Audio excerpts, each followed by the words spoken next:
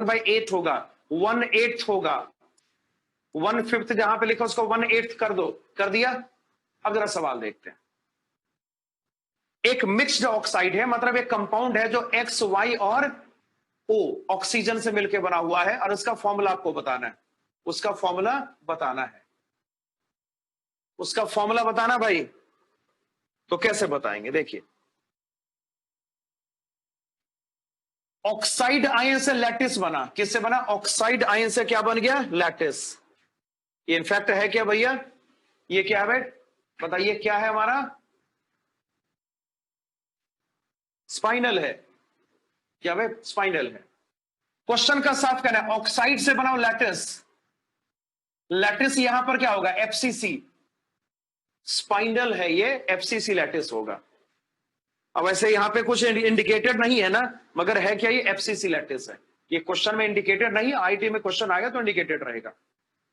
और स्पाइनल का एक और क्वेश्चन है जो आईटी में पूछा गया सवाल है, वो भी इस सीआरक्यू में है, उसको हम करेंगे।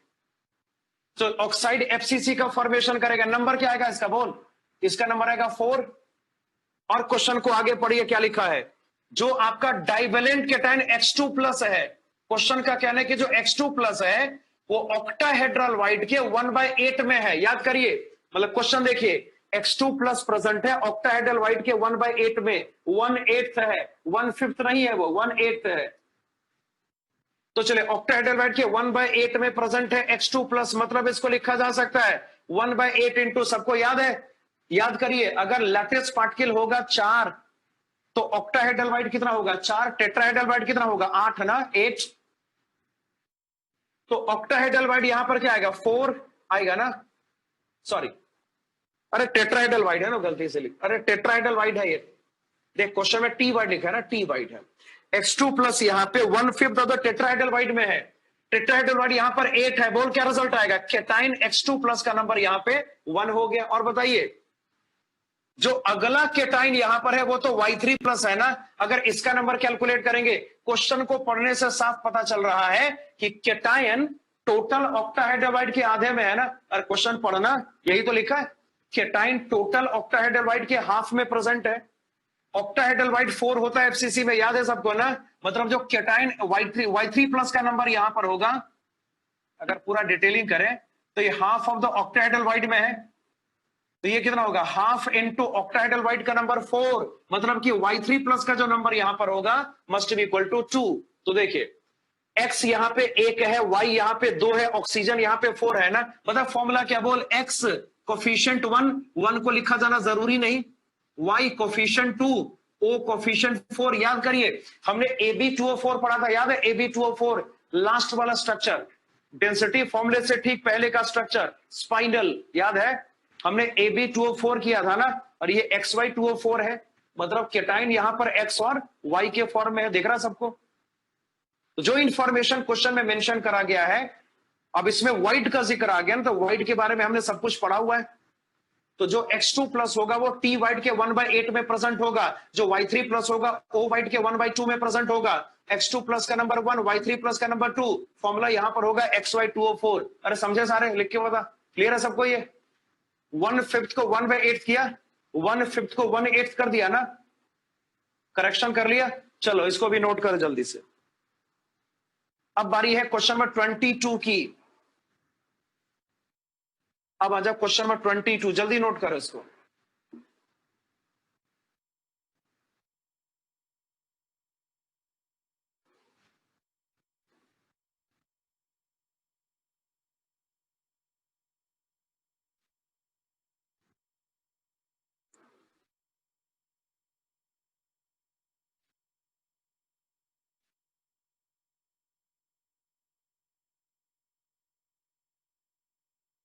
हो गया? हटा दो? हो गया?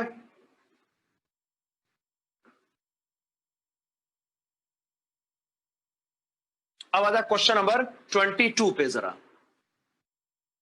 अब आजा क्वेश्चन नंबर 22 पे, देख कैसे करेंगे इसको। Potassium crystallizes in a body centred cubic lattice with edge length A is equal to 5.2 angstrom. अब इसमें कुछ बातें हैं, जैसे what is the distance between nearest neighbour वगैरह वगैरह। तो चलिए करते हैं। पोटेशियम है, BCC है, एज लेंथ दिया 5.2 एंगस्ट्रॉम, एज लेंथ आपको दिया हुआ है 5.2 एंगस्ट्रॉम, देख रहा, edge length equals to 5.2 angstrom. चल पहला सवाल, आपको यहां पे नियरेस्ट नेबर डिस्टेंस कैलकुलेट करना है, निकालो, एक काम करो, बॉडी सेंटर्ड पैक निकालो, बॉडी सेंटर्ड पैकिंग निकालो, सारे बॉडी सेंटर्ड पैकिंग निकालो, निकाल लिया, अरे निकाल लिया ना। नियरेस्ट नेबर डिस्टेंस,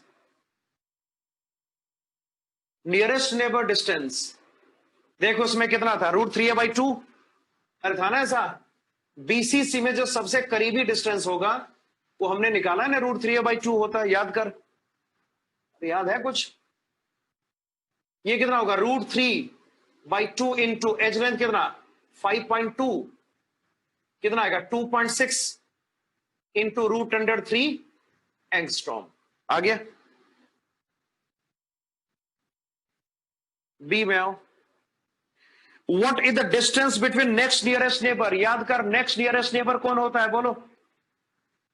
और देख वो टेबल दिखाई दे रहा, नेक्स्ट नियरेस्ट नेबर बीसीसी में, बॉडी सेंटर्ड पैकिंग में देखो एक टेबल बना था ना, बॉडी सेंटर्ड पैकिंग में एक टेबल हमने बनाया था, वो नेबर डिस्टेंसेस वाला, नियरेस्ट नेबर डिस्टेंसेस वाला। तो नेक्स्ट टू नेक्स्ट, ये नेक्स्ट नियरेस्ट नेबर है, double N, next nearest neighbour distance यहां पर ए होगा, याद कर, नेक्स्ट नियरेस्ट नेबर यहां पर क्या होगा, ए ना, पर याद है, नेक्स्ट नियरेस्ट नेबर ए हो जाएगा। ए का मतलब क्या, 5.2 एंगस्ट्रॉम, ये सब हमने प्रूव करा हुआ है भाई, बीसीसी में हमने प्रूव करा हुआ है। अब मैं इसको यहां प्रूव नहीं करने जा रहा, वो सारा डिस्कशन हमने किया हुआ है, आप उसको रिवाइज करो, याद आ जाएगा।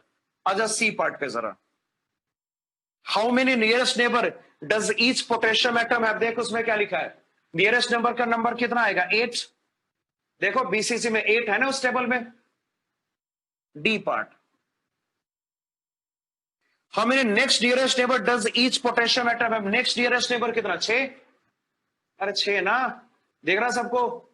अगला नेक्स्ट नियरेस्ट नेबर देख क्वेश्चन, मतलब उसमें वो टेबल जो बना था उसमें देख, बीसीसी में जो अगला नियरेस्ट नेबर होगा वो कौन सा वाला पार्टिकल होगा, एज वाला ना, और एज पे नंबर हमेशा 6 आता है। ये पूरा टेबल मैंने बताया हुआ है, तो मैं इस टेबल को दोबारा यहां पे नहीं बताने जा रहा। मतलब इस क्वेश्चन का सॉल्यूशन ये होगा भाई, अरे सब कुछ आपके उस टेबल में है जो हमने ड्रॉ करा हुआ है, ठीक है ना। ये क्वेश्चन नंबर 22 हो गया। 23rd क्वेश्चन, ये भी आईटी का पूछा गया सवाल है, 23 भी आईआईटी का पूछा गया क्वेश्चन है, 21 हो चुका होगा, इसको मैं हटा दूं।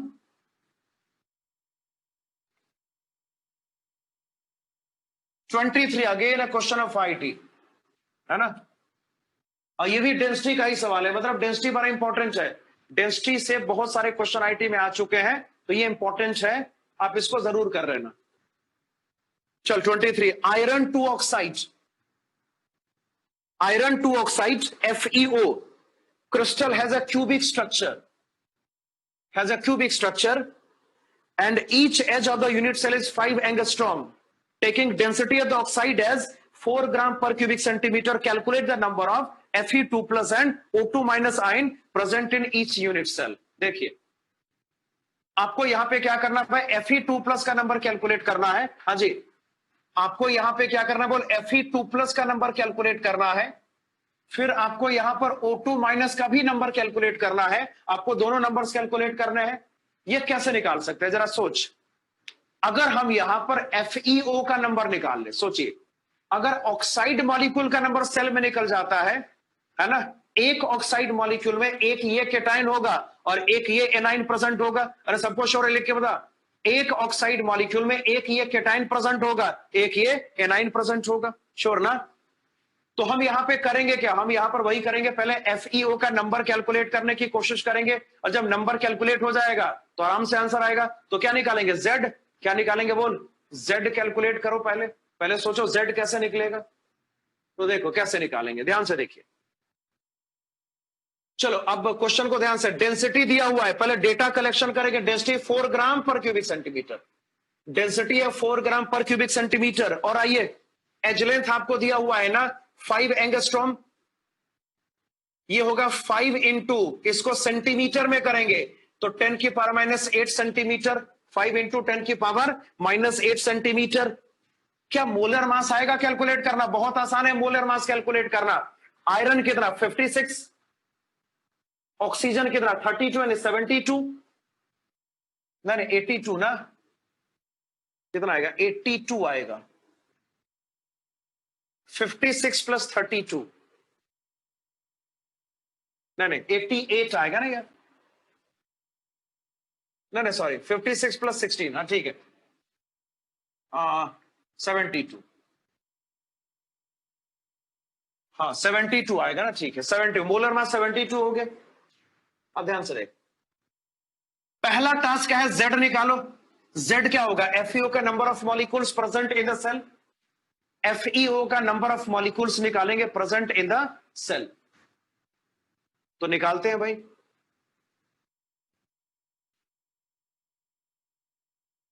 कैसे निकालेंगे? D इज इक्वल टू, हमने सीखा Z into molar mass upon Avogadro's number.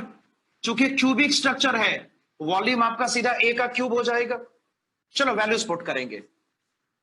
देख डेंसिटी कितना दिया है? 4। Z यहां पे अननोन है, Z कैलकुलेट करना होगा। Molar mass 72 upon Avogadro's number 6.023 into 10 की पावर 23 मल्टीप्लाइड बाय A का क्यूब 5 इंटू 10 की पावर -8 का क्यूब करेंगे। फिर यहां से Z निकालिए। देख भाई कैलकुलेशन से Z आता है 4, Z यहां पर कितना आएगा भैया? 4 आएगा। कैलकुलेट करोगे Z 4 आएगा। अब करके देख लो, Z 4 आएगा। अब ये बता, मतलब हमारे पास क्या है? हमारे पास 4 FeO प्रेजेंट है एक सेल में। हमारे पास कितना FeO प्रेजेंट है? 4। इसका मतलब क्या? इसको स्प्लिट करना। इसको स्प्लिट करेंगे तो हमारे पास क्या रिजल्ट आएगा? 4 Fe2 प्लस, प्लस यहां पे पॉसिबल होगा क्या? बोल, 4 O2 माइनस। कैटाइन यहां पे 4 है, एनाइन भी 4 है, और ये हो गया फाइनल। अरे समझे सवाल को? समझे कि नहीं समझे? डेंसिटी दिया हुआ है, एज लेंथ दिया हुआ है, मोलर मास मालूम है, तो Z कैलकुलेट हो जाएगा। Z यहां पे सेल में नंबर ऑफ मॉलिक्यूल्स को रिप्रेजेंट करेगा ना। अगर मॉलिक्यूल्स का नंबर हमें मालूम है, अगर मॉलिक्यूल्स का नंबर हमें मालूम है, तो बड़ी आसानी से आयंस का नंबर कैलकुलेट करना पॉसिबल है। हमारे पास मॉलिक्यूल्स का नंबर 4 आ गया, तो यहां पे 4 केटाइन प्रेजेंट होगा, 4 एनाइन प्रेजेंट होगा। सॉल्व हो गया। 24, ये एडवांस का क्वेश्चन है 3 साल पहले, 2-3 साल पहले का। 24 एडवांस में पूछा गया सवाल है आईटी का, 2-3 साल पहले का क्वेश्चन है, रिसेंट का ही इसको मानो। चलो क्वेश्चन नंबर 24 कैसे करेंगे? चलो यहां देख लो पहले। ये शायद नोट कर लिया था ना, इसको हटा दिया मैंने। अब आ जाओ तुम क्वेश्चन नंबर 24 पे। If the unit cell of a mineral has cubic close packed structure, याद रहे सीसीपी मतलब एफसीसी होता है। सीसीपी मतलब एफसीसी, इसको याद कर लीजिए, इसमें कंफ्यूजन होता है लोगों को। देख भाई, इसको नोट कर लो कहीं साइड में, सीसीपी लिखा होगा, this is equivalent to FCC, दोनों सेम चीज है। क्यूबिक क्लोज पैकिंग ही फेस सेंटर्ड क्यूबिक पैकिंग होता है, याद रहेगा, सीसीपी इक्वल्स टू एफसीसी।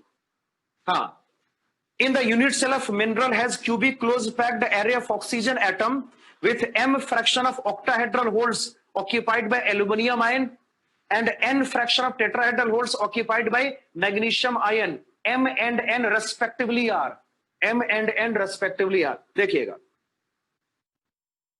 जो ऑक्सीजन एटम्स है मतलब O2 माइनस होगा ना, अब ऑक्सीजन आयन होगा, O2 माइनस होगा। क्वेश्चन का कहना है कि O2 माइनस यहां पे क्या फॉर्म करेगा? FCC। O2 माइनस यहां पे क्या फॉर्म करेगा? FCC फॉर्म करेगा। O2 माइनस का नंबर यहां पर क्या पॉसिबल होगा? 4। O2 माइनस का नंबर यहां पर क्या पॉसिबल होगा? 4। जो FCC बनाता है उसका नंबर हमेशा 4 है। अब देखिए, तो कंपाउंड का फॉर्मूला क्या? कंपाउंड में क्या क्या प्रेजेंट है? मैग्नीशियम, मतलब इसका कोफिशिएंट X, एल्यूमिनियम इसका कोफिशिएंट Y, ऑक्सीजन का कोफिशिएंट 4। कंपाउंड यही है ना, मैग्नीशियम भी है, एल्यूमिनियम भी है और ऑक्सीजन भी है। तो मैग्नीशियम का नंबर यहां पे X माना, एल्यूमिनियम का नंबर Y मान लिया, ऑक्सीजन का 4 मान लिया। वैसे 4 माना नहीं, 4 है ना, ये एग्जैक्टली 4 है। ये है स्पाइनल स्ट्रक्चर। कौन सा स्ट्रक्चर है ये? स्पाइनल है। मगर इसमें लिखा नहीं कि स्पाइनल है, यहां नहीं लिखा है कि स्पाइनल है, तो हम उसको अपने हिसाब से करेंगे। देखिए अब ये तो श्योर है कि जब ऑक्साइड बनाएंगे तो मैग्नीशियम का ऑक्सीडेशन स्टेट यहां पर क्या होगा, +2। मैग्नीशियम का ऑक्सीडेशन स्टेट यहां पर क्या होगा, +2 ना, और एल्यूमिनियम का स्टेट यहां पर क्या होगा, +3 हो जाएगा। सोचो, जो केटाइन का नेट चार्ज होगा, जो एनाइन का नेट चार्ज होगा, आपस में बराबर होगा, और होगा ना। बता केटाइन का टोटल चार्ज कितना होगा, सोच के देख। केटाइन का टोटल चार्ज यहां पर क्या होगा, बोल। एक मैग्नीशियम +2 होता है ना, तो क्या लेंगे, 2x प्लस, और बता वाई एल्यूमिनियम, एक एल्यूमिनियम +3 हमेशा होता है, वाई एल्यूमिनियम का 3y, तो 2x + 3y। हाँ जी, ऑक्सीजन यहां पे -2 है, 4 ऑक्सीजन -8 ना, तो केटाइन का नेट चार्ज क्या होगा, +8, क्योंकि क्रिस्टल हमेशा न्यूट्रल होता है, क्योंकि मॉलिक्यूल न्यूट्रल है। तो इधर का नेट चार्ज क्या होगा, +8, तो यहां पे आपका नेट चार्ज क्या होगा, मस्ट बी +8। देख रहा, 2x + 3y = +8। अब ये क्वेश्चन चला गया हिट एंड ट्रायल में। क्वेश्चन कैसे चला गया, हिट एंड ट्रायल में। देखिएगा, अगर हम यहां पे x और y तो हमेशा इंटीजर होगा, वो कभी फ्रैक्शनल होगा नहीं। तो इसको अगर आप विजुलाइज करेंगे तो आपको दिखेगा कि x यहां पे 1 होना चाहिए और y यहां पे 2 होना चाहिए। हाँ भाई, वैसे तो इसके इनफाइनाइट सॉल्यूशन पॉसिबल है ना भाई, इसके बहुत सारे सॉल्यूशन पॉसिबल है, लेकिन इसके बहुत सारे सॉल्यूशन पॉसिबल है, लेकिन हमें तो सोचना है ये x और y के बारे में ना, कि भाई यहां पे इंटीजर जाना चाहिए। तो अगर इंटीजर वैल्यूज यहां पे आप यूज करोगे तो x 1 होगा, y हमारा 2 हो जाएगा। देख, आईआईटी में अब ऐसे क्वेश्चन आने लगे जहां पे हिट एंड ट्रायल यूज करना होता है। अब ये बता, इसमें क्या एग्जैक्ट कैलकुलेशन करना पॉसिबल है, लिख के बोल। क्या तुम एग्जैक्ट x और y निकाल सकते हो क्या, 1 इक्वेशन से 2 अननोन कैलकुलेट करना पॉसिबल होगा तुम्हारे लिए? तुम्हारे लिए क्या, किसी के लिए पॉसिबल ही नहीं, मैथमेटिक्स इसको अलाउ नहीं करता ना। समझे बात को? तो इस शर्तिया x होगा 1 और y क्या होगा 2, मतलब स्पाइनल है। ये क्या भाई, स्पाइनल है। लेकिन सवाल कुछ और है। सवाल क्या है, पढ़। क्वेश्चन का कहना है, क्वेश्चन का कहना है कि एल्युमिनियम जो होगा, जो एल्युमिनियम है वो ऑक्टाहेड्रल वाइड के m फ्रैक्शन में है। किसमें है वो, ऑक्टाहेड्रल वाइड के m फ्रैक्शन में। हाँ जी, अगर एल्युमिनियम का नंबर निकालोगे तो क्या करोगे, ऑक्टाहेड्रल वाइड को m से मल्टीप्लाई करोगे ना। हाँ भाई, ये समझ में आता है? अबे एग्जैक्ट नंबर निकालना है तो m से मल्टीप्लाई करना पड़ेगा ना, फ्रैक्शन से मल्टीप्लाई करना पड़ेगा, तब ना आएगा। अब देखिए इधर, हमने एल्युमिनियम का नंबर कितना कैलकुलेट करा, 2 निकाला। देख, हमने एल्युमिनियम का नंबर 2 कैलकुलेट करा, तो निकाला 2 is equal to octahedral void 4 होंगे, एफसीसी है तो 4 ही होंगे, और फ्रैक्शन यहां पर क्या होगा, m, मतलब यहां पे स्पष्ट है कि एल्युमिनियम केटाइन ऑक्टाहेड्रल वाइड के जिस फ्रैक्शन में प्रेजेंट होगा वो 1/2 होगा ना। ऑक्टाहेड्रल वाइड के जिस फ्रैक्शन में आपका एल्युमिनियम केटाइन प्रेजेंट होगा, जो Al3+ प्रेजेंट होगा, वो 1/2, मतलब ऑक्टाहेड्रल के हाफ में Al3+ प्रेजेंट होगा। स्पाइनल में ऐसे ही होता है ना। देख, जिसको स्पाइनल मालूम है तो उसको इतना तो सोचने की जरूरत ही नहीं है ना। हाँ या ना बता। अरे अगर स्पाइनल तुम्हें पढ़ाया गया है तो इतना सोचने की जरूरत है क्या? एक डाइवेलेंट केटाइन, एक ट्राइवेलेंट केटाइन, अगर ऐसा कोई फॉर्मूला आता है तो शर्तिया ये स्पाइनल ही है। तो स्पाइनल में याद करो, जो ट्राइवेलेंट केटाइन होता है वो ऑक्टाहेड्रल वाइड के हाफ में होता है ना, और डाइवेलेंट टेट्राहेड्रल वाइड के 1/8 में होता है, याद कर। अच्छा चल, अब आगे बढ़ते हैं। अब ये जो Mg2+ है, ध्यान से क्वेश्चन में जो लिखा है Mg2+ जो है ना, ये एक्चुअल में टेट्राहेड्रल वाइड के nth फ्रैक्शन में प्रेजेंट है। तो जो Mg2+ का नंबर होगा वो टेट्राहेड्रल वाइड इंटू n हो जाएगा। बोल, Mg2+ यहां पर है कितना, 1, x हमने 1 कैलकुलेट करा। Mg2+ यहां पे 1 होगा, टेट्राहेड्रल वाइड यहां पर h होगा, इंटू n पुट करेंगे, n यहां पे 1/8 ना, n यहां पे पॉसिबल होगा 1/8। समझे ना? अब देख भाई, मतलब हिट एंड ट्रायल आता है भाई, ये रिसेंट का क्वेश्चन है, समझे ना? ये रिसेंट का क्वेश्चन है, और आप वहां पे थोड़ी आर्गुमेंट कर सकते हो। वहां पे आर्गुमेंट हम नहीं कर सकते ना कि भाई आपने ऐसा क्वेश्चन दिया क्यों। भाई वही वही बादशाह है ना, वो जो कहेगा वही, वो जो चाहेगा वही क्वेश्चन आपको मिलेगा। तो हिट एंड ट्रायल यहाँ पे लगेगा ही लगेगा। तो इसीलिए बेहतर है कि आप स्पाइनल पढ़ लें। अगर स्पाइनल पढ़ लोगे तो ऑब्वियस सी बात है, ये सब अपने आप विजुलाइज हो जाएगा। तो आराम से आयंस के नंबर कैलकुलेट करने पॉसिबल हो जाएंगे, और किस फ्रैक्शन में कौन सा केटाइन प्रेजेंट होगा इसको भी फाइंड करना पॉसिबल हो जाएगा। लिख के बता, समझे सारे? अबे m फ्रैक्शन से मल्टीप्लाई करेंगे तब ना नंबर आएगा। ठीक है ना भाई? चलो नोट करो जल्दी से। राइट ऑप्शन कौन सा बोल, राइट ऑप्शन क्या था, ए इज द राइट ऑप्शन है, इसका ए राइट ऑप्शन हो जाएगा। नोट करो, जल्दी नोट करो। अब हमने आना क्वेश्चन नंबर 27 पे। अच्छा टाइम हो गया ना, एक क्वेश्चन और करेंगे तब खत्म करेंगे, क्योंकि क्लास लेट से छूटी थी ना पिछली क्लास। एक क्वेश्चन और करेंगे, क्वेश्चन नंबर 27 करेंगे। लेफ्ट वाला नोट हो गया सबका, लेफ्ट वाला हो गया सबका नोट। चल मैं लेफ्ट वाला हटा रहा हूं, मैं लेफ्ट वाला रिमूव कर रहा हूं।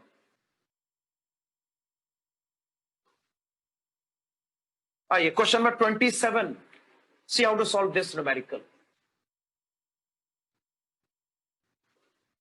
The question says in FCC crystal lattice, edge length of unit cell is 400 picometer. Find the diameter of the greatest sphere which can be fitted into interstitial void without distortion of lattice. ये बड़ा आसान सा question है। देखिए FCC है, as length आपको दिया 400 picometre. FCC है, एज लेंथ यहां पर आपको दिया 400 पिकोमीटर। हमें वाइड में मैक्सिमम साइज का पार्टिकल डालना है। हाँ जी, हमें वाइड में मैक्सिमम साइज का पार्टिकल डालना है। तो सबसे बड़ा वाइड कौन सा होगा FCC में? क्यूबिक वाइड FCC में नहीं होता, याद है, cubic void simple cubic cell में होता है। FCC में दो ही वाइड पॉसिबल है, टेट्राहेड्रल वाइड और कौन सा बोल, ऑक्टाहेड्रल वाइड और ट्राइगोनल भी। तो ट्राइगोनल तो सबसे छोटा होता है ना, हमें सबसे बड़े की बात करनी है। तो अगर सबसे बड़े साइज का स्फेयर आपको डालना है इस FCC में, अब FCC क्या होता है मालूम है ना सबको? अब FCC मालूम है ना, मैं बार बार थोड़ी मैं ड्रॉ करूंगा कि क्या होता है। FCC में अगर सबसे बड़ी साइज का पार्टिकल आपको डालना है, लेकिन स्ट्रक्चर को डिस्टॉर्ट नहीं करना है, एक्सपेंशन अलाउड नहीं है, मतलब क्या कि वाइड जितना बड़ा होगा उतना ही पार्टिकल डालेंगे। तो ऑब्वियस सी बात है, FCC में एज लेंथ आपको दिया 400 पिकोमीटर। अब देख क्या करेंगे इसमें, ध्यान से देखना। सबसे पहले वाइडल पार्टिकल का रेडियस कैलकुलेट करेंगे, कैपिटल आर निकालेंगे। कैपिटल आर क्या, a/2√2, याद है सबको ना? इतना तो अब याद हो जाना चाहिए। ये जो कैपिटल आर होगा इज इक्वल टू a/2√2 हो जाएगा। ए आपका 400 पिकोमीटर अपॉन यहां पे 2 इंटू √2 ना। जब इसको सॉल्व करेंगे बोल क्या रिजल्ट आएगा? रिजल्ट यहां पर होगा 200/√2 पिकोमीटर। आ गया क्लियर? तो जो आपका यहां पे लैटिस पार्टिकल का रेडियस होगा वो इतने के बराबर हो जाएगा। आपको यहां पे वाइडल पार्टिकल का डायमीटर कैलकुलेट करने को कहा गया है। हाँ जी, आपको यहां पे वाइडल पार्टिकल का डायमीटर कैलकुलेट करने को कहा गया है। तो कैसे करेंगे सोच, सबसे बड़ा साइज का स्फेयर अगर डालना है तो पार्टिकल ऑक्टाहेड्रल वाइड में डालना पड़ेगा ना। कहां डालना पड़ेगा? ऑक्टाहेड्रल वाइड में डालना पड़ेगा। उस वाइड का रेडियस कितना होगा? याद कर, ऑक्टाहेड्रल वाइड का रेडियस होता है, याद है, 0.414 इंटू कैपिटल लेटर आर ना, और होता है। तो अगर हम यहां पर इसका डायमीटर कैलकुलेट करने की कोशिश करें, उस वाइडल पार्टिकल का डायमीटर होगा 2 इंटू आर, यानी इसको यहां पे लिख सकते हैं 2 इंटू आर की वैल्यू पुट कर क्या करेंगे बोल, 0.414 इंटू कैपिटल लेटर आर ना, और आर को भी सब्सटीट्यूट कर लो ना। ये क्या होगा, 2 इंटू 0.414 बाई 0.414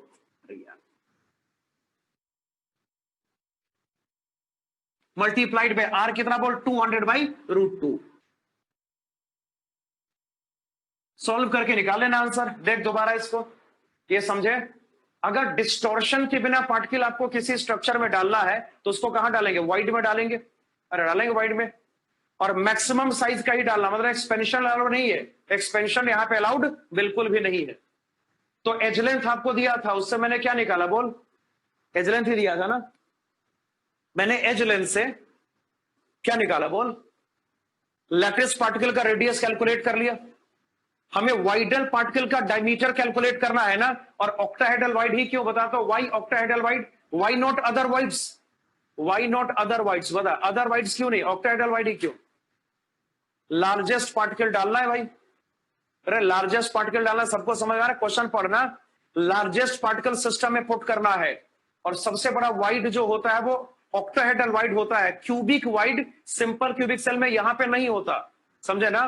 तो आपको ऑक्टाहेड्रल वाइड का जो पार्टिकल होगा उसका रेडियस कैलकुलेट करके डायमीटर कैलकुलेट करना था ना। और ये हमने पढ़ा कि ऑक्टाहेड्रल वाइड में यही तो रेडियस का फॉर्मूला है। डायमीटर कैलकुलेट करेंगे, इसका डबल करेंगे, इसका डबल करके आंसर कैलकुलेट करेंगे। ठीक है ना, चलो भाई ब्रेक के बाद अब बात करेंगे बाकी क्वेश्चंस। ठीक है।